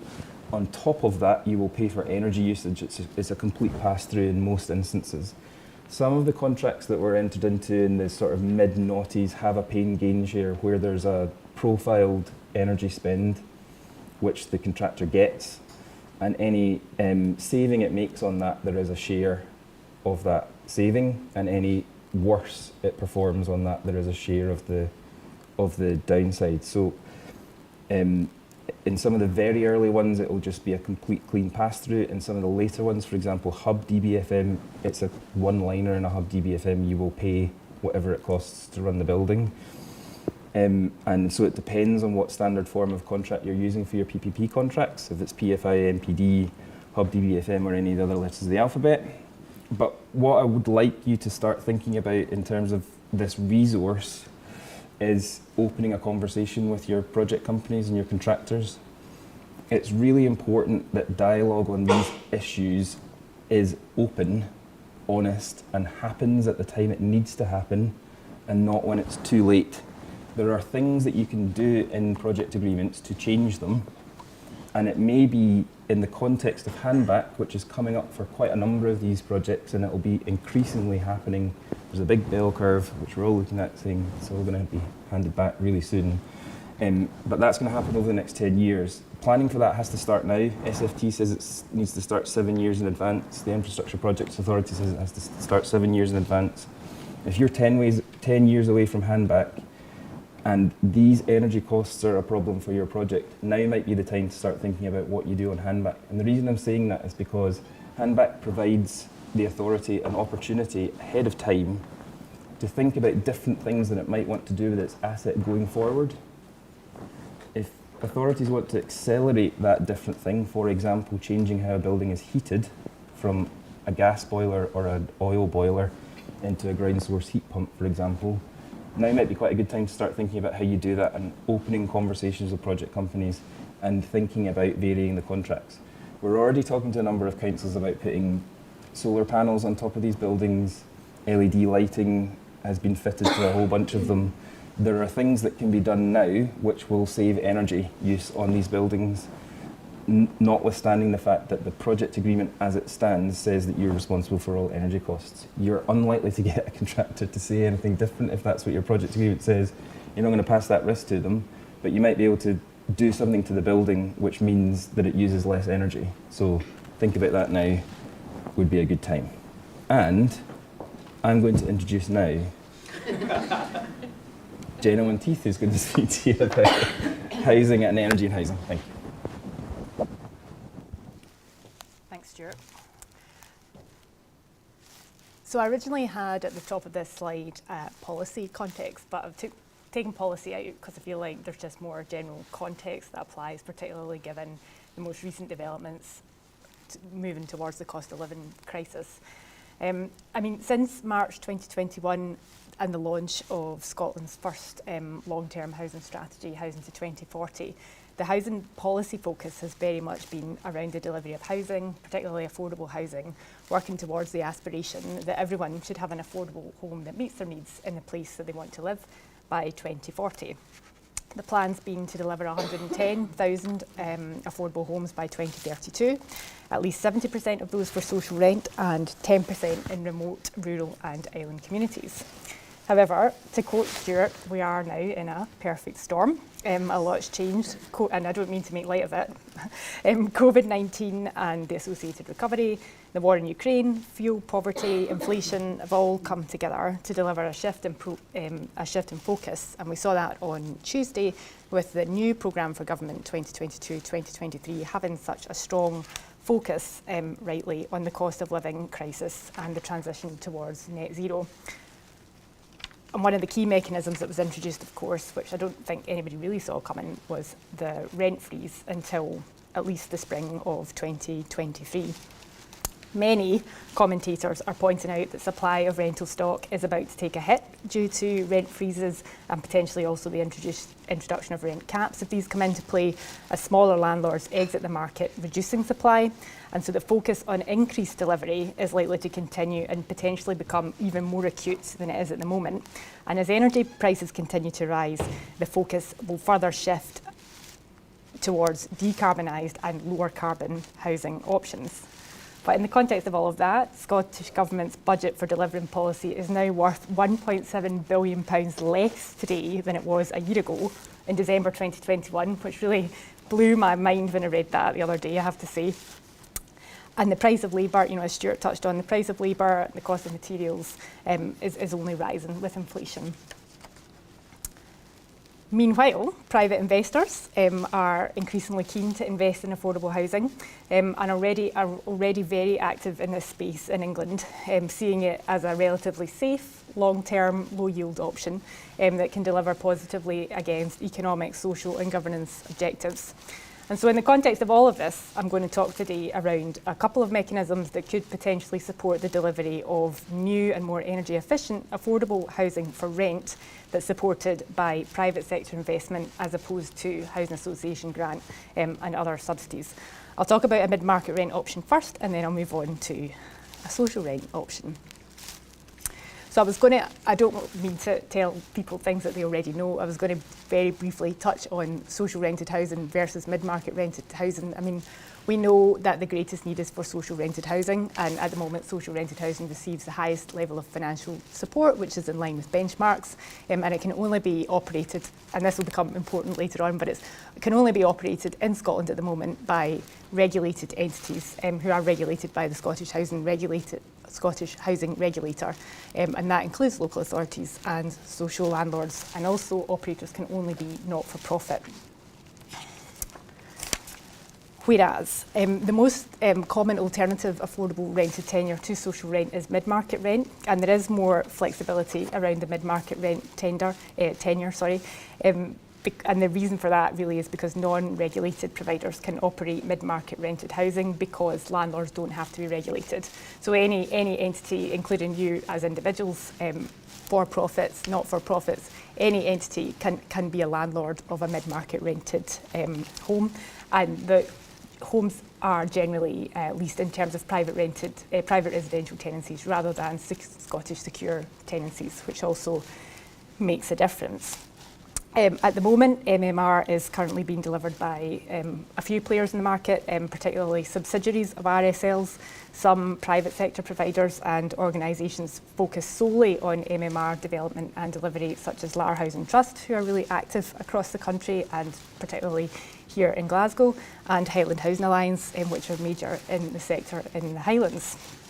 Local authorities, however, have been very much at the forefront of the development of the mid-market rent tenure. And I know there's some people in the room and there's some people online who I know from my SFT National Housing Trust days. And NHT was a model which really utilised public and private partnerships as well as public-public partnerships to really push forward the development and delivery of the mid-market rented tenure, while supporting house builders during the last recession across Scotland to maintain their development pipelines. And that model essentially worked in its pure kind of private-public partnership model, operated by way of a guaranteed takeout for developers who would construct homes and then essentially sell them to a partnership between themselves and their local authority partners and Scottish Futures Trust, which was where I was involved. More recently, there have been really positive evolutions of that model. City of Edinburgh Council's MMR LLP, Edinburgh Living MMR LLP, has developed this approach and has made a really significant and impressive contribution to delivering long-term supply for mid-market rented housing in Edinburgh. Other local authority areas, East Lothian, Stirling, Highlands in particular, have also been involved in similar long-term arrangements.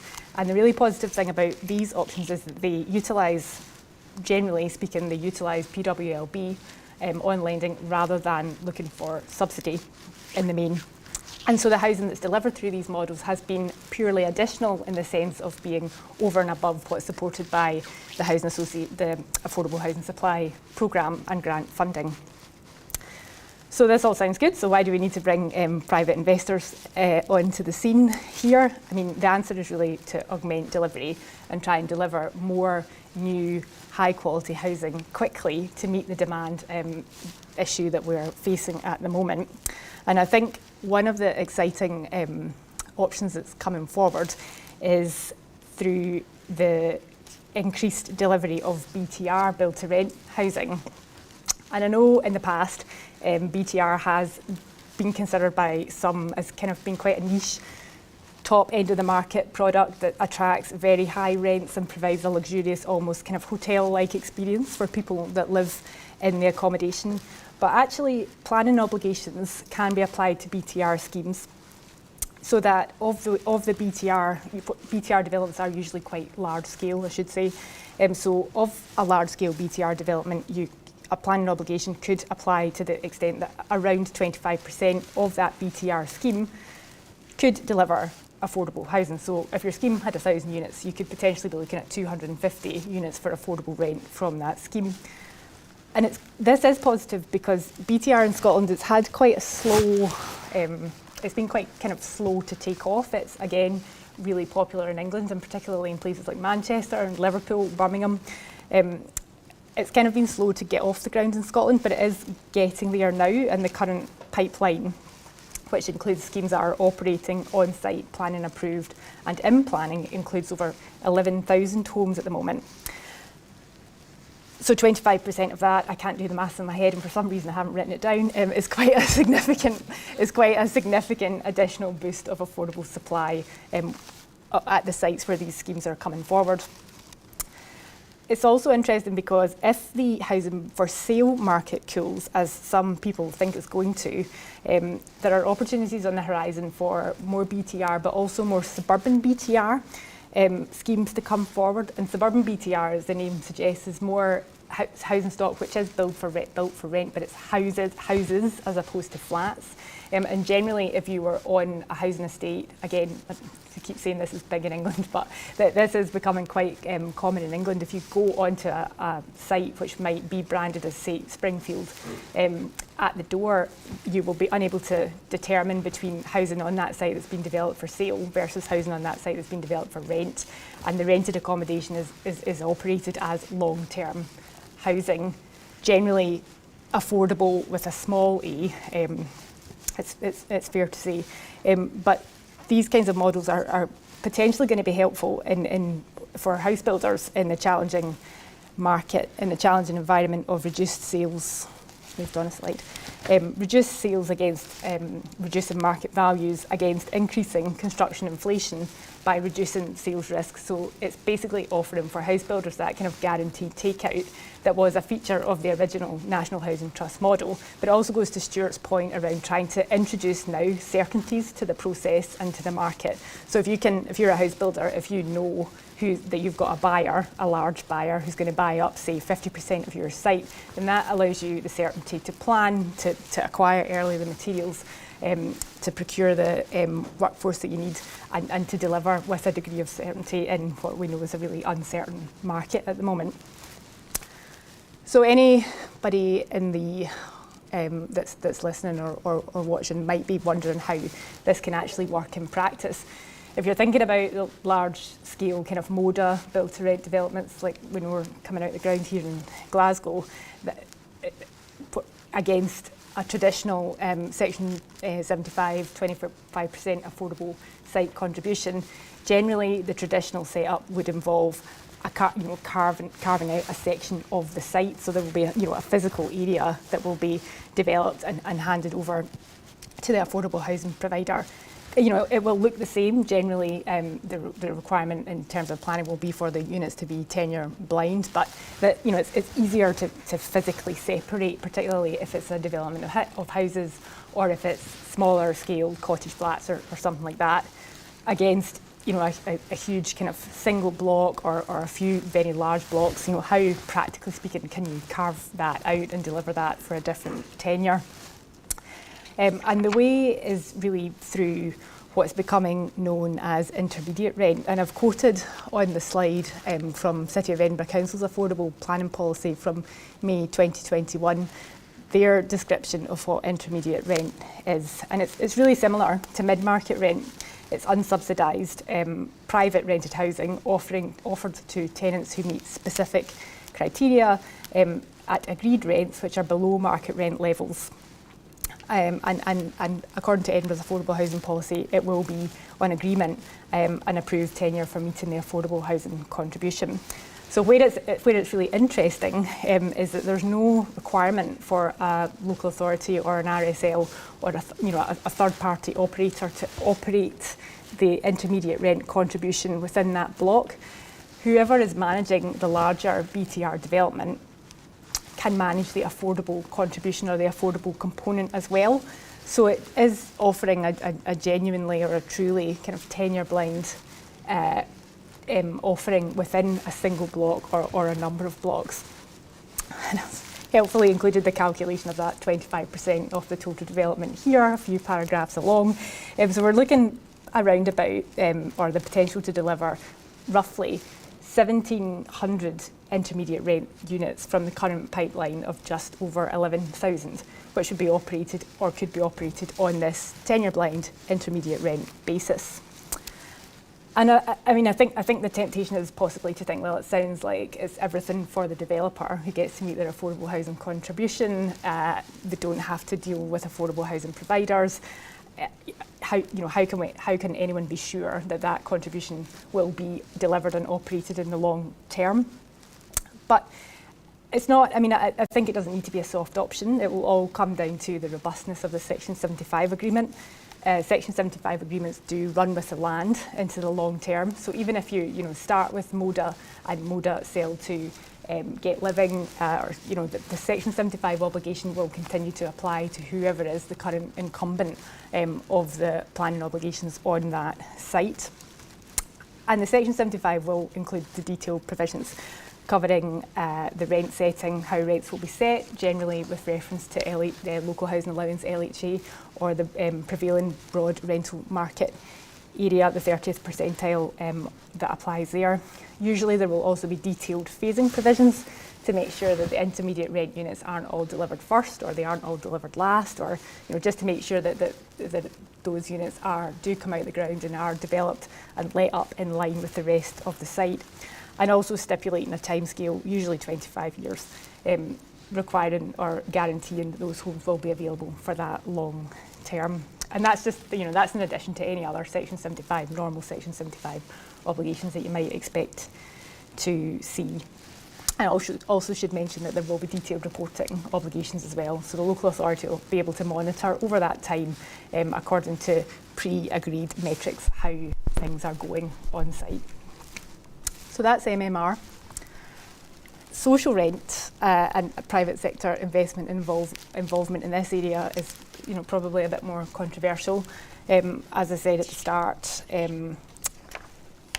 social rent requires the involvement of a local authority or a registered social landlord, generally a regulated operator. And the Scottish Housing Regulator is involved and undertaking the regulatory process. Also social regulated landlords of social and affordable housing need to be not-for-profit. So how can private investors be involved in that? It seems quite contrary on the face of it. But private investors are really keen, like I say, to be involved in this tenure, as well as the MMR and intermediate rent tenures that I've already spoken about. And it is true that current regulation doesn't permit the direct involvement and delivery by non-regulated providers in the same way as it does in England. But within the current legislative framework, a leasehold model could be a way to deliver this, and this is something that we are actually working on at the moment. And a leasehold model would basically allow investors who are keen to invest the opportunity to place funds and for regulated affordable housing providers to deliver additional homes without any significant upfront capital outlay, which is particularly useful as we're finding out in the delivery of specialist housing, which is more expensive basically and requires additional upfront investment. So I'll briefly talk to how it works, but it is quite technical. But essentially, the local authority or other affordable housing provider would enter into a lease with the investor. The investor would own the site, would build the units, and then in terms of that lease arrangement, would lease them to the affordable housing provider. And although the housing remains owned by the private landlord, the local authority or the other affordable housing provider would be entirely responsible for the management and maintenance of those homes. The affordable housing provider would collect rent from the occupiers in the normal way, and from that rental income, they would pay a rent basically to the private sector landlord, which would usually be index linked at day one, and set with reference to a measure of affordable rent, such as local housing allowance. The rent payable to the private landlord would be indexed annually, and the lease would usually be for a long term, 20 years or more, and at the end of the term, the affordable housing provider would hand the housing back to the private landlord, unless there was an option to extend, which I usually expect that there would be, or indeed a reversion, so an option to purchase the ownership interest outright at the end of the term. there are a few questions that come up whenever we speak about this. It is quite a new idea in the Scottish context, as between a private investor and a housing provider. Obviously, RSLs are doing this quite commonly, as between RSLs and their own subsidiaries, particularly for the delivery of mid-market rent. But one of the questions that comes up quite commonly is, how secure is this? Does the landlord, can the landlord require the tenant or force the tenant, as in the housing provider, out? And in that scenario, what happens to the underlying occupiers? But the answer to that is really no. The housing provider, as the holder of the tenant's interest in the lease, would have what's called a real right in that tenant's interest, which would be good and enforceable against any third party. So even if the original investor landlord did sell its interest, the leasehold arrangement would remain, and the affordable housing provider's rights in terms of that lease would continue, notwithstanding the change. It would be remiss and wrong if I didn't say that in terms of the lease, the landlord could bring the lease to an end, but that would be in a really sort of nuclear scenario where there was material breach of that leasehold arrangement, and in that case there potentially could be enforcement action that could see the lease come to an end, but that would be rare. And I would say that our own experience of dealing with investors who are active in this space is that their investment mandates are extremely tightly worded and very focused on the particular delivery of specialist affordable housing, such that the leases, the lease terms wouldn't generally have as a first option the normal right that we would see in a lease of irritancy or termination. There will be additional options whereby that landlord will be entitled to find an alternative regulated provider to step into the shoes so that the leasehold arrangement can continue. And really that is for the investor's benefit. Clearly they want to continue to receive the income stream that's being generated by the lease and the underlying rents that are being generated in terms of the secure tenancies. But it does, I think it just does speak to the fact that investors who are active in this space do have a very specific interest in maintaining the leasehold arrangement for as long as it can be.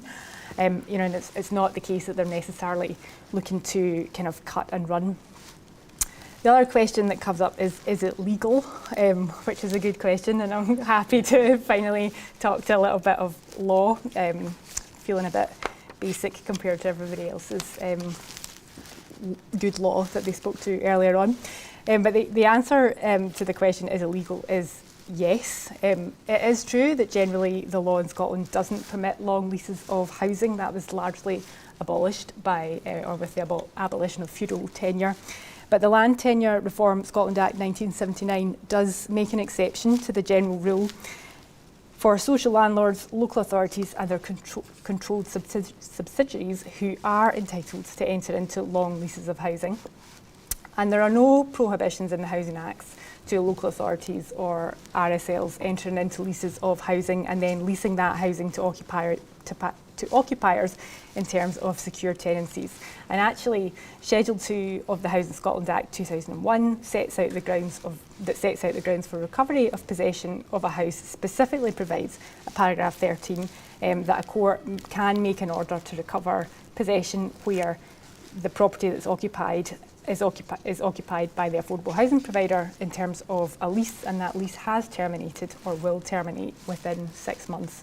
So it was envisaged at the legislative stage that affordable housing providers might grant SSTs where they don't own, but they do lease the property in question. However, for all of that, there are management issues. There is always going to be a question about what happens at the end of that lease term if you've still got occupiers in situ, and that will be an issue that will persist unless there is a reversion at the end of the lease term, which there might well be and can be negotiated into lease arrangements, usually far into the long term after the investor's investment has been recovered. But there are ways and means to manage the end and the wind down of the lease, and that's one of the elements that we're working on at the moment, how that could work in practice. And clearly it's in everybody's interest to make sure that tenants are looked after at the end of the lease term, and that it's not a case that there has to be a hard end for the occupation by those underlying tenants in terms of the SSTs. I also have to mention that the Scottish Housing Regulator might be interested in these arrangements. Any regulated providers who were to enter into significant arrangements of this nature might well be under a reporting obligation to report that to the regulator. But I think for all of that, there are benefits to delivering housing through or using this model. I mean, ultimately, the crux of it is that it's new supply without significant upfront capital investment for anyone, either from the local authorities' own funds, from the HRA, from the Affordable Housing Supply Programme, meaning that those funds can be deployed elsewhere. And the use of the lease does introduce an element of certainty. The duration of the lease allows for long-term management planning, with the option at the end of the term, it might well be in 20 years or 30 years or 50 years into the future that actually we can see kind of 10 years or 15 years in advance that actually that particular asset is no longer going to work for the way that we're living or the way people are living at that point in time. So without having to go through a sales process, the lease model does actually allow, from the affordable housing perspectives, the affordable housing provider's perspective, an option to move on. And the last thing is that the customer experience will be unaffected. The model can work for private residential tenancies, Scottish secure tenancies, short Scottish secure tenancies where those are appropriate, as well as PRTs that could all be operated using this model. So, in conclusion, from the housing perspective, I think it's recognised that delivering more new energy efficient housing for rent and quickly is going to be key to meeting the dual challenges of the shortage of supply against fuel poverty. Given the squeeze on finances, I think it was reported yesterday that the Scottish Government are having to shave £500 million from public spending, that private investors could augment the current programme or pipeline of new supply in the ways that I have outlined. Thank you.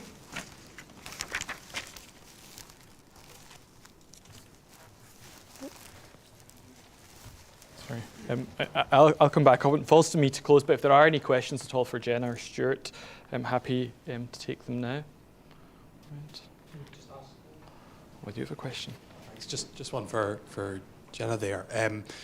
Just on the kind of leasehold model that you were kind of ending with there, is the intention that the end users would almost have kind of irritancy protection kind of agreements in the event that the RSL's kind of head lease is brought to an end?